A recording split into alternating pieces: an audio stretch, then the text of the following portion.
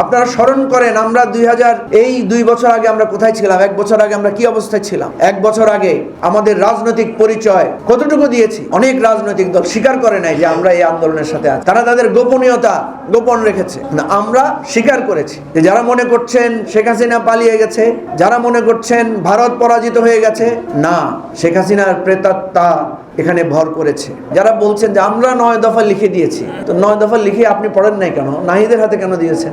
আপনি পড়ে দিতেন। আপনি তো পড়ার সাহস করেন না, আপনার আহ্বানে তো মানুষ আসে নাই। ঠিকই তো, নাহিদদের আসিফদের আহ্বানেই মানুষ এসেছে। সুতরাং আমরা কাকে কি সাহস দিয়েছি, সাহস যুগেছে, কেন করেছেন? কালকে একজন উপদেষ্টা বলেছেন যে উনি 111-এর পদধ্বনি শুনতে পাচ্ছেন। আমরা তো 111 সচক্ষে দেখতে পাচ্ছি। আপনারা যে বিভেদ এবং মতভেদ জনিত, আপনাদের অনৈক্যজনিত যে ভুল পথে আপনারা হাঁটছেন, আমি তো পদধ্বনি না, আমি তো চোখের সামনে দেখতে পাচ্ছি যে আপনারা ধীরে ধীরে 111-এর দিকে এগিয়ে যাচ্ছেন। 2007 সালের ঘটনাটা স্মরণ করে দেখেন কি হয়েছে।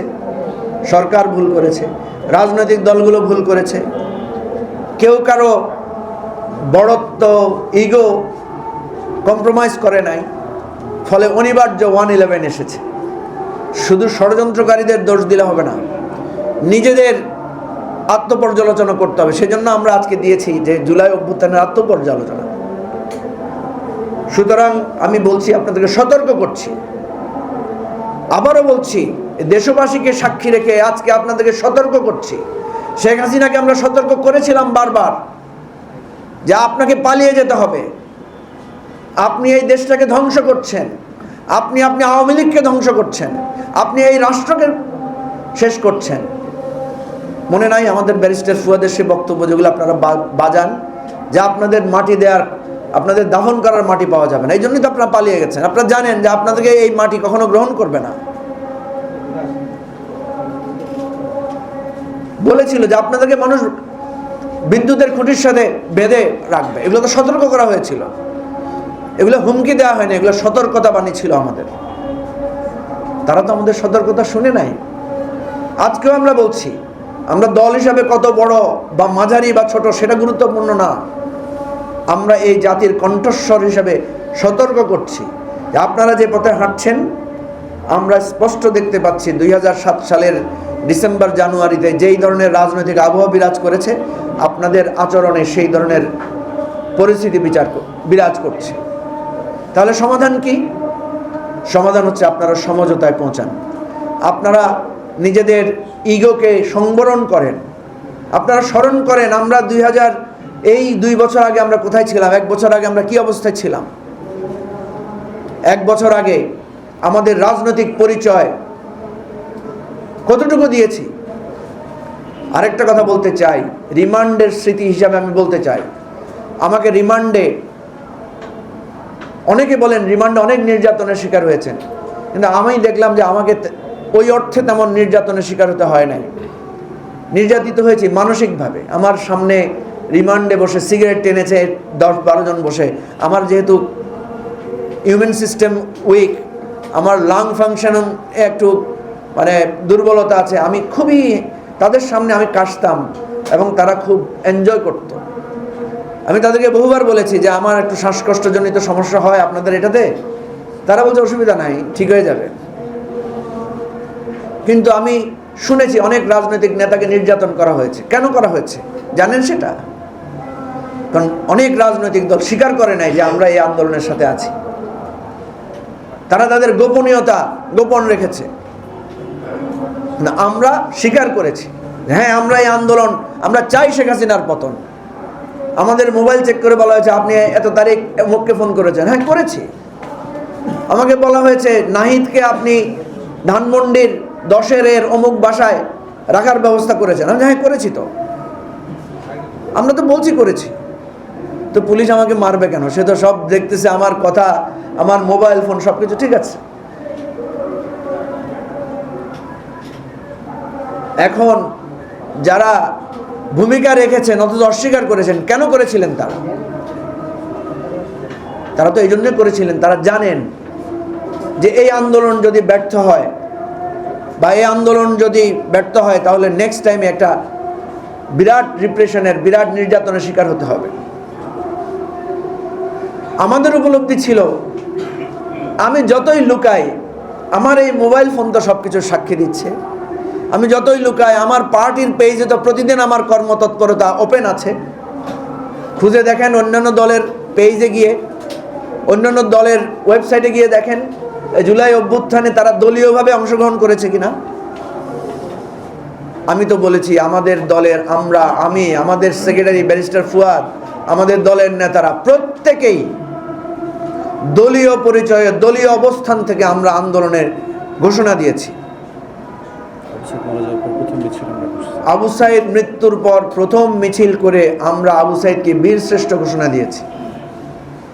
আবু সাইদের মৃত্যুর পর ডক্টর ইউনূসকে আহ্বান করেছিলাম, এখনো আপনারা ভিডিও পাবেন, যে প্রফেসর ইউনূস, আপনি আমাদের কোনো গণ অভ্যুত্থানে, কোনো গণ আন্দোলনে সম্পৃক্ত ছিলেন না, কিন্তু আজকে আপনাকে আমাদের সাথে সম্পৃক্ত হতে হবে, কথা বলতে হবে, বিশ্ব দরবারে আমাদের এই নৃশংসতার কথা আপনাকে তুলে ধরতে হবে। আব্দুল্লাহ আবু সাইদকে উদ্দেশ্য করে বলেছিলাম, এবং আব্দুল্লাহ আবু সাইদ কিন্তু কলমও লিখেছেন প্রথম আলোতে।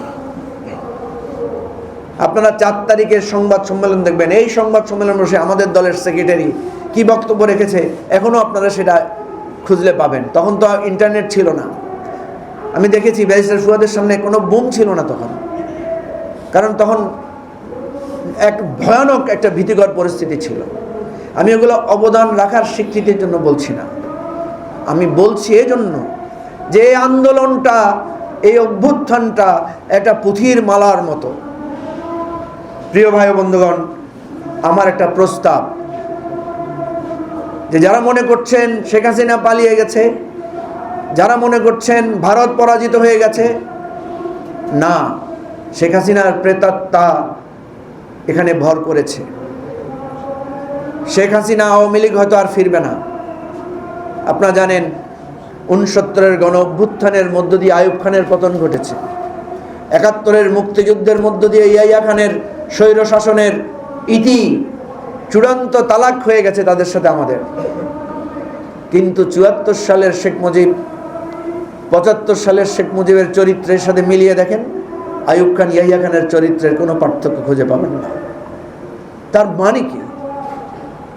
তার মানে হচ্ছে ফ্যাসিবাদ যে মতবাদ আকারে, যে চরিত্র আকারে, সেটা ট্রান্সফরমেশন ঘটেছে শাসকের মধ্যে। সুতরাং আমরা যে বলি আবু সাইদ মুগ্ধ, শেষ হয়নি যুদ্ধ, এর অর্থ কি?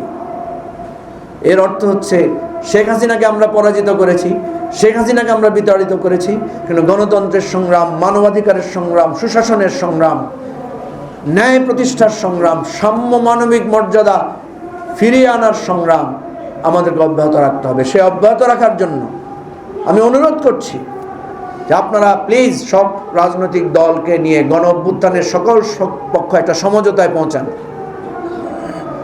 সমঝোতার ভিত্তিতে আগামী 5 বছরের একটা পার্লামেন্ট আমরা করতে পারি কিনা, সমঝোতার ভিত্তিতে আমরা একটা স্মুথলি একটা পাওয়ার ট্রানজাকশন করতে পারি কিনা।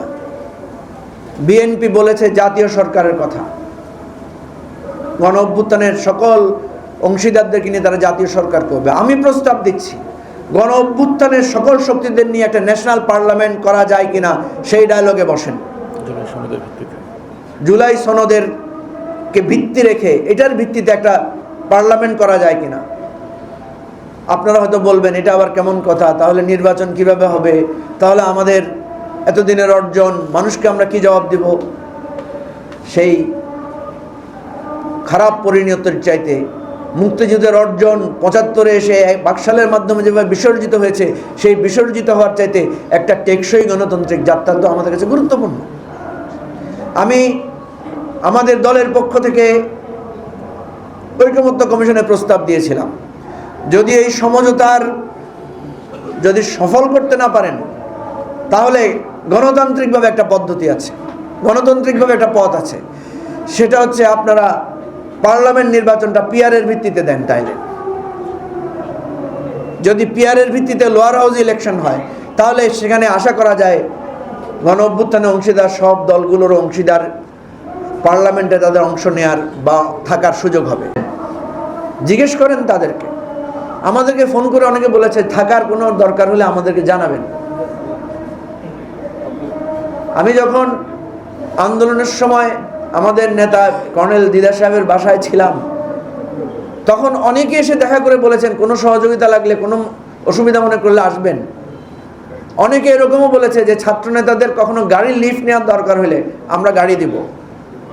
আমার একজন বন্ধু আছেন যিনি তার 3টা গাড়ি বিভিন্নভাবে তিনি ডেডিকেটেড করেছেন, বাসা ডেডিকেটেড করেছেন। বলেন এই আন্দোলনের কারো অবদান আমরা কি বলে শেষ করতে পারবো? যে সমস্ত মায়েরা বাসা থেকে পানির বোতল ছুঁড়ে ফেলেছেন, যারা খাবার নিয়ে এসেছেন, যারা সন্তানদের সাথে রাজপথে নেমেছেন, কেউ কি দাবি করছে তার সেই অবদান না হলে কি বিপ্লব সফল হতো? আচ্ছা বলেন, আবু সাইদ যে গুলি খেয়েছে সেই ছবিটা যে ক্যামেরাম্যান ধারণ করেছে, সে যদি ক্যামেরাটা ধারণ না করতো, সেই ছবিটা যদি আমরা, সেই ভিডিওটা যদি দেখতে না পেতাম, আবু সাইদের গুলি খাওয়ার বর্ণনায় কি এই আবেগ আমাদের মধ্যে তৈরি হতো? এই প্রতিবাদ কি আমাদের মধ্যে আসতো?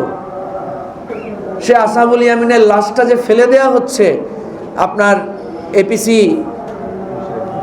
থেকে, সেই ছবিটা যে ক্যামেরাম্যান ধারণ করেছে, উনি যদি ক্যামেরায় ধারণ না করতেন, আমাদের শুধু বর্ণনায় একটা লেখা থাকতো যে আমি দেখলাম একটা গাড়ি থেকে একটা লাশ ফেলে দিয়েছে। এটা তো সারা বাংলাদেশের, সারা পৃথিবীর মানুষের কাছে এভিডেন্স থাকতো না। তাহলে আপনি কি দিয়ে ওই ক্যামেরাম্যানের মানে মূল্যটাকে দিবেন? কি দিয়ে দিবেন? কিছু দেওয়ার আছে আমাদের তাদের কাছে? তাহলে যারা আজকে একে অপরের কাদা ছোড়াছড়ি করছেন, একজন আরেকজনের বিভেদ তৈরি করছেন, একজন আরেকজনকে অপমান করছেন, আমি তো তাদেরকে প্রশ্ন রাখতে চাই, যারা বলছেন যে আমরা 9 দফা লিখে দিয়েছি, তো 9 দফা লিখে আপনি পড়েন নাই কেন? নাহিদের হাতে কেন দিয়েছেন? আপনি পড়ে দিতেন। আপনি তো পড়ার সাহস করেন না, আপনার আহ্বানে তো মানুষ আসে নাই। ঠিকই তো, নাহিদদের, আসিফদের আহ্বানেই মানুষ এসেছে। সুতরাং আমরা কাকে কি সাহস দিয়েছি, সাহস জুগিয়েছি, কেন করেছেন? আমাদের একটা লক্ষ্য ছিল, আমরা শেখ হাসিনার পতন ঘটাতে চেয়েছি।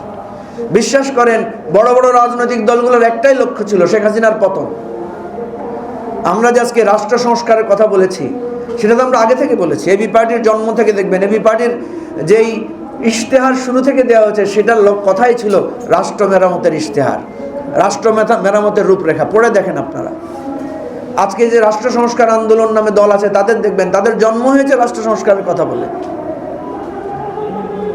তাহলে আমরা যে দলগুলো নতুন করে যাত্রা শুরু করেছি, এটা তো আমাদের একটা চ্যালেঞ্জ ছিল। আমাদের কিশোররা যে আন্দোলন করেছে, তাদের কথাই ছিল এই রাষ্ট্র মেরামত করতে হবে। তারা বলেছিল, কি বলেন, বলে নাই? সেজন্য আমার অনুরোধ থাকবে, আমরা যে বিভেদ দেখতে পাচ্ছি, আমরা এটাতে খুবই শঙ্কিত। আমাদের অনুরোধ হচ্ছে, কালকে একজন উপদেষ্টা বলেছেন যে উনি 111-এর পদধ্বনি শুনতে পাচ্ছেন। আমরা তো 111 সচক্ষে দেখতে পাচ্ছি। আপনারা যে বিভেদ এবং মতভেদ জনিত, আপনাদের অনৈক্যজনিত যে ভুল পথে আপনারা হাঁটছেন, আমি তো পদধ্বনি না, আমি তো চোখের সামনে দেখতে পাচ্ছি যে আপনারা ধীরে ধীরে ধীরে ধীরে 111-এর দিকে এগিয়ে যাচ্ছেন। 2007 সালের ঘটনাটা স্মরণ করে দেখেন কি হয়েছে।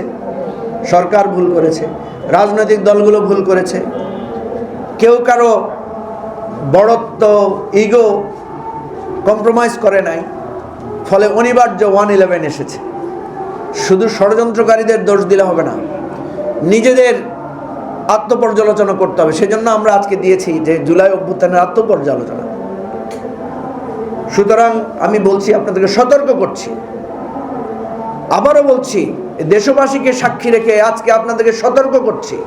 শেখ হাসিনাকে আমরা সতর্ক করেছিলাম বারবার যে আপনাকে পালিয়ে যেতে হবে, আপনি এই দেশটাকে ধ্বংস করছেন, আপনি আওয়ামী লীগকে ধ্বংস করছেন।